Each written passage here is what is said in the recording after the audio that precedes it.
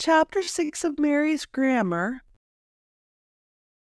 Adverbs.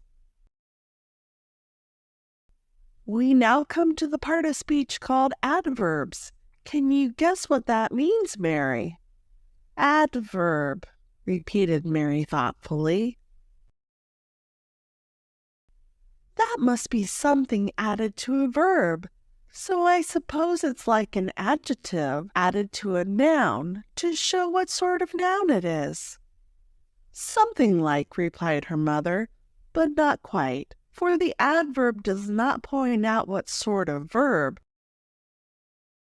The verb itself shows that. If you say, I dance, or he strikes, the sort of action is described by the verb itself, without any adverb being joined to it. Then what does an adverb show, Mama?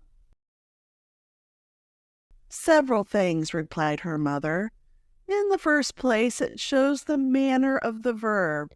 You can read, Mary, but in what manner do you read? Oh, Mama, I hope I can read well. Now that I am 7 years old. Then well is an adverb added to the verb to read. I do not say that it is one which always points out your manner of reading, for sometimes you read carelessly. Ah, Mamma, cried Mary. That is an adverb too, and sometimes I read too fast. Is that an adverb? Yes, and sometimes indistinctly. Oh, what a number of adverbs there are to describe my manner of reading, said Mary, laughing. I wish you would keep to the first, Mary, and always read well. Or, if you wish to add other adverbs, let them be to read slowly, distinctly, fluently, prettily. I think, Mamma, the adverbs all end in ly. Not all. Those that end in ly are taken from adjectives. Slow, distinct, fluent, pretty are adjectives which show the quality of the noun. Slowly, distinctly, fluently are adverbs which show the manner of the verb. You say a slow horse, a distinct reader, a fluent tongue, a pretty child. Then if you add ly to those adjectives, you change them into the adverbs slowly, distinctly, fluently, and prettily, and you add them to verbs instead of to nouns. Now let me see, Mamma, whether I cannot find out an adjective that may be changed into an adverb. She thought a little, then said, This is a nice cake. Nice is the adjective, and nicely the adverb. Yes, you may say it is nicely baked. Nice, you see, is the adjective belonging to the noun cake, and nicely the adverb belonging to the verb to bake. I will write down a few adjectives with their corresponding adverbs. Dirty, dirtily, sweet, sweetly, wide, widely, high, highly, fresh, freshly, new, newly. I wonder, Mamma, said Mary, that adjectives are not called adnouns. I should remember much more easily what they meant. I shall never forget what adverb means, because the word tells you at once. But I must guess to what an adjective is to be added.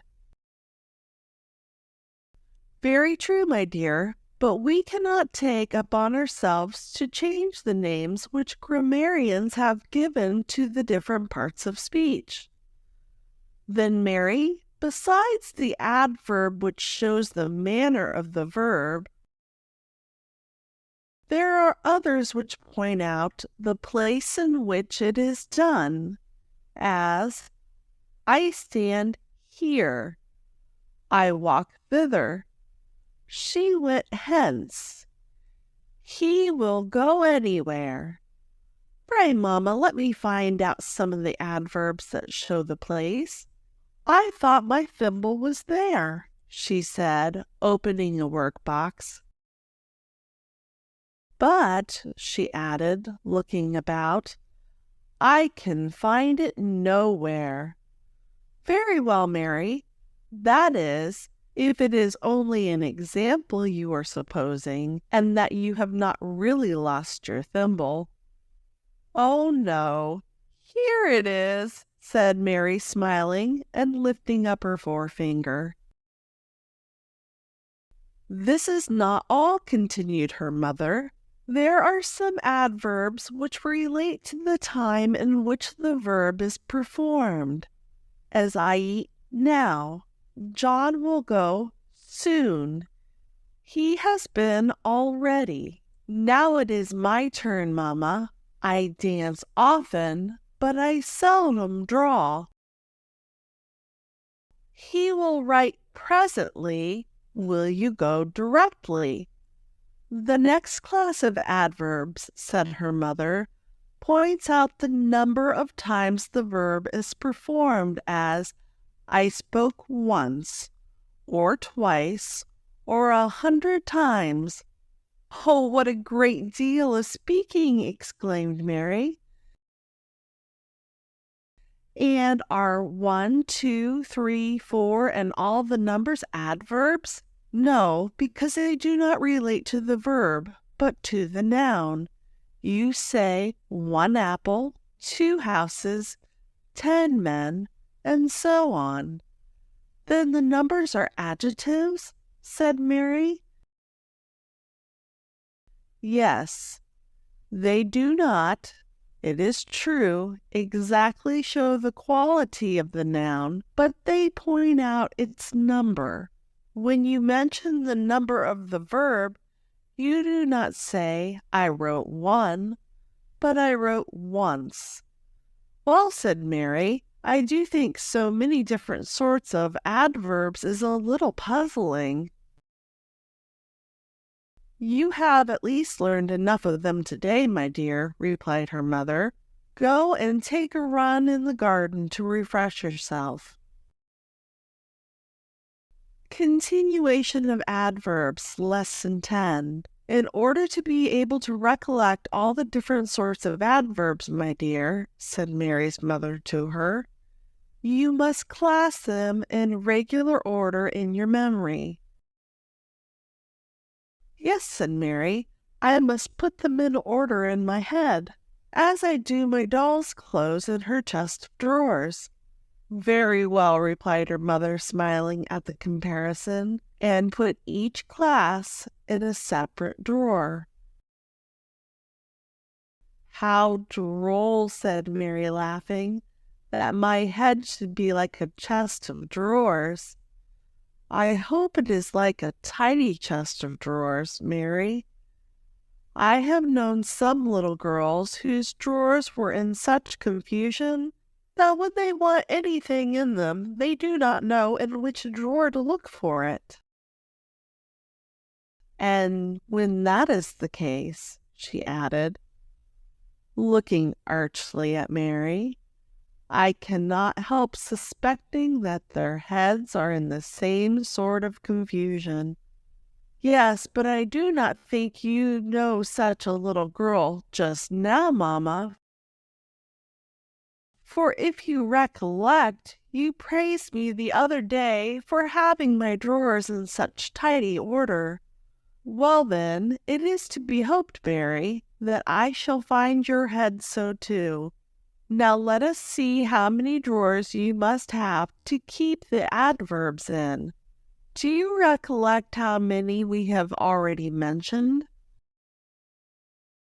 Let me see, said Mary, thinking. Why, first I must have a drawer, and a pretty large one, for the adverbs relating to the manner of the verb. There are so many of them, such as prettily, cleverly, nicely.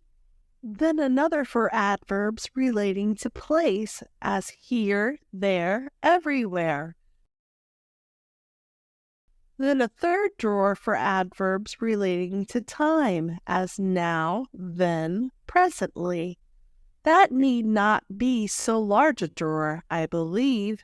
And lastly, a little tiny drawer will be big enough for the adverbs that relate to number, as once, twice, thrice, and away, she said. And then she set off with a hop, skip, and a jump, and ran to the other end of the room, an exercise which never failed to relieve her mind when weary of thinking. But, my dear, said her mother, you know that we have not finished the adverbs. There are several other classes for you to learn. Then I must have some more drawers to put them in. And pray, what are they? The next class of adverbs relates to the quantity of the verb, as, you have read enough. He has eaten sufficiently. Another class of adverbs asks questions, as, how do you do? What do you say? Why should we go? When shall we set out? Oh, yes, I know those are questions, because there is a note of interrogation. But what does that have to do with a verb? In the sentence, how do you do? How relates to the verb to do, and means, how does your health do? In what do you say? What relates to the verb to say, and so on. Mary inquired whether there were any adverbs that answered questions. Yes, there are, replied her mother, especially two little words that you are very fond of. Mary wondered what they could be. Suppose I were to ask whether you have read today, what would you answer? I should say yes, for I have read a long chapter in the history of England with Miss Thompson. But supposing that you have not read today, then I should say no. Well, then yes and no are adverbs, and so are all other words that reply to a question,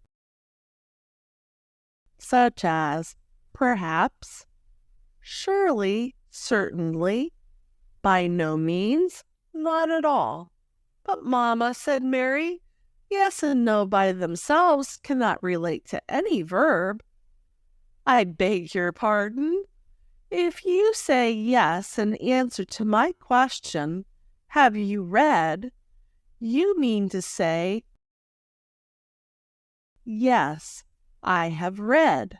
You see, therefore, that yes, by itself, refers to the verb to read, though the verb is not mentioned.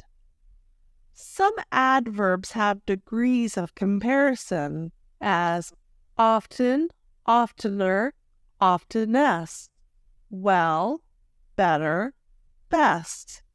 But, Mamma, said Mary, interrupting her, you said that good, better, best were adjectives. Good, replied she, is always an adjective, but better and best are sometimes adjectives and sometimes adverbs. Oh, that is very puzzling. And in my parsing lessons, how am I to find out whether they are adjectives or adverbs? By observing whether they relate to nouns or to verbs. If I say, I spoke well, You spoke better, but Henry spoke best. The words well, better, best are adverbs because they relate to the verb to speak. But if you say a good child, a better child, the best child, the degrees of comparison relate to the noun child and are therefore adjectives. Yes, and then you must say good instead of well, for it would be nonsense to say a well child. Whenever, said her mother, the two degrees of comparison, better and best, are used as adverbs, the positive is well, and when they are used as adjectives, the positive is good. Let me find out an example, Mama. First, for adjectives. I am a good dancer. Sophie is a better dancer, but Ellen dances best. Stop, said her mother. There is an error in your example. Try if you can find it out. Mary repeated the phrase slowly and deliberately, but she thought in vain and could not discover the fault. What can it be, Mamma? Said she. In the first two degrees of comparison, replied her mother, you are right. But when you said Ellen dances best, the word best relates to the verb dances and not the noun dancer. To be sure, said Mary, I did not think of that. A dancer is a person and a noun, while dances is the verb. And is it wrong to mix the adjectives and the adverbs so in one sentence? Not at all, replied her mother. Now, Mary, I believe that we have gone through the different classes of adverbs. Do you think that you can recollect them all? I will try, Mamma. An adverb is a word added to a verb to show something that relates to it. First, the manner of the verb, as he speaks well. Secondly, the place of the verb, as Ellen came here. Thirdly, the time of the verb, as I write now. Fourthly, the number of the verb, as they drank twice. Fifthly, adverbs that ask questions, as what shall we do? Sixthly, those which answer questions, as yes, no. Oh, but Mamma, I must have two more drawers for my questions and answers, for you know that I did not reckon them in my chest of drawers. Very true, Mary, said her mother, and I think we may now take leave of adverbs, and for tomorrow I have prepared a story instead of a lesson. Mary was pleased to hear this, for though she now liked her lessons of grammar, she liked the stories still better. The sponge cakes. Mrs. Burton was one day walking in the fields with her little daughter Harriet, who skipped on before her through the grass. The gay flowers sprung up beneath her feet, and smelt very sweet. But she did not stop to gather them, for she was impatient to reach the village where they were going to the pastry cook's. Harriet had 6 pence of her own to lay out, and all the way she went she was thinking what sort of cake she would buy. For herself she liked plum buns, but she meant also to buy a cake for her little sister Fanny, and she was not sure what she would like best. In their way they stopped at Mrs. Spruce's, the washerwoman's cottage. as Mrs. Burton had some directions to give her. Mrs. Spruce had a pretty little daughter called Alice, who often accompanied her mother when she carried home Mrs. Burton's linen from washing.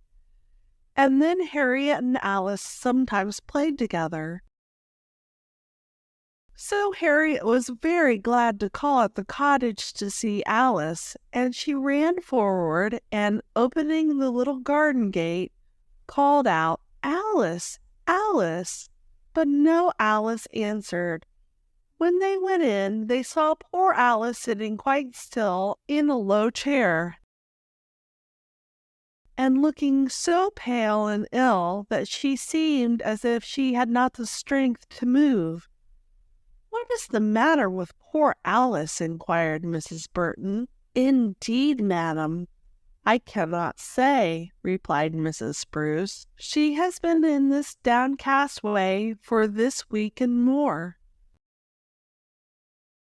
The doctor calls it a sort of low fever, but no wonder she is so weak, for I can get her to eat nothing. The only thing she fancies is a bit of sponge cake. A lady gave her one last Wednesday, but it is all gone, and I cannot afford to buy her any more." "Does the doctor think it good for her to eat sponge cake?" inquired Mrs. Burton.